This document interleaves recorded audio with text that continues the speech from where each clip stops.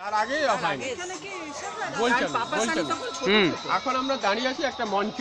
এই মঞ্চটি তৈরি করেছিলেন বীরহাম্বীর রাজা। প্রথমত তিনি শাক্ত, তারপরে শৈব, তারপরে বৌদ্ধ ধর্মের দীক্ষা নেওয়ার পরে এই সৌধটি রাসুস উপলক্ষে তৈরি করেছিলেন। উপরে একটা গোল মতো রয়েছে, গামলা মতো, ওটা বুদ্ধিস্ট, একটা টেপ পিরামিড। আর এই রূপগুলো বাংলা, চারদিকে চারচালা, আর নিচের দিকে আটগুলো মোঘল। হ্যাঁ, এবং ওই সাদা কালার দিয়ে ঢাকা ছিল। এটা 1587 অর্থাৎ 16th সেঞ্চুরিতে রাস উৎসব উপলক্ষে এটা বানিয়েছিলেন বীরহাম্বীর রাজা।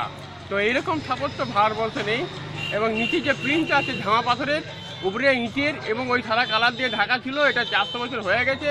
তো এটা আপনার এই যে লোটাসগুলো নতুন করে করা হয়েছে, ওদিকে আপনার যে কিন্তু অরিজিনাল লোটাস আছে চলুন দেখা আছে। এবং কীভাবে লোডটাকে ডিসিউজ করছে এক একটা পিলারের সঙ্গে আরেকটা পিলার, এইটাই দেখবার মতো। এটা ইউনিক আর্কিটেকচার। এবং উপরে এটা কি রাসমঞ্চ? তো রাসের সময় হয়ে গেছে ওখানে? এখন কোনো রাসের সময় হয়েছে সেই সময়তে 16th সেঞ্চুরিতে নেমারিং টেম্পল থেকে রাধাকৃষ্ণের মূর্তি এনে ওখানে একটা স্যান্টাম আছে, ওখানে রাখা হতো। তারপর সন্ধ্যার সময় ওই করিডোরগুলো খিলানগুলো রেখে রেখে 3 থেকে 4 দিন রাখা হতো। এখন